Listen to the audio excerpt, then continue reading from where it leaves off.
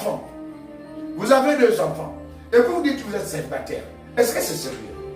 Un célibataire, bibliquement et parlant spirituellement, est une personne, un homme ou une femme qui n'a jamais connu d'homme ou un homme qui n'a jamais connu de femme. C'est celui-là qu'on considère comme un célibataire. Ils sont vierges. Est-ce que vous comprenez? Une femme vierge, un homme pucelle. Mais si déjà, vous avez déjà commencé à faire l'acte sexuel, alors vous n'êtes plus célibataire. La première personne qui connaît ta nudité est celui-là qui est ton mari. Et le deuxième est ton mari. Et le troisième ton mari. Donc on arrive à un phénomène d'accumulation, soit de femmes, soit de maris.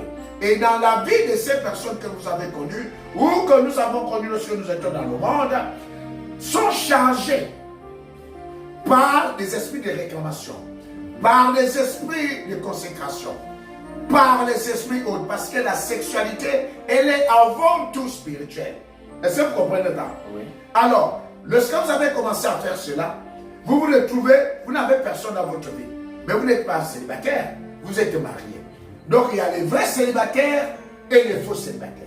Mais la majorité des gens qui cherchent des femmes, ou qui cherchent des maris, ou qui cherchent à se marier, sont de la catégorie des faux célibataires.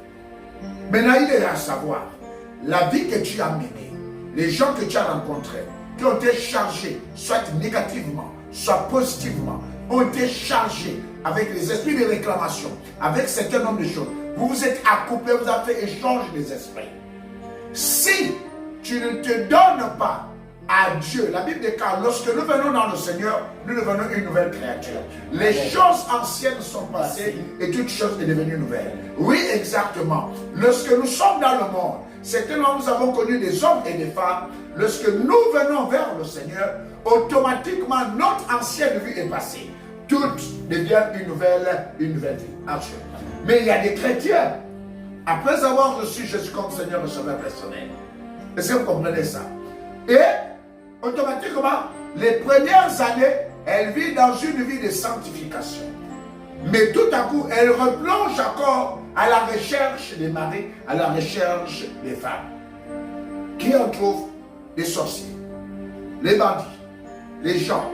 Et ces personnes-là, soit ils vont ravir l'énergie spirituelle que tu as au détriment du mariage. Et il y a beaucoup qui se retrouvent avec une ordre de mari et qui n'arrivent à trouver le mariage. Est-ce que vous comprenez ça? Voilà donc ce qui se passe souvent. Et pour cela, il faut les arrêter à tout près.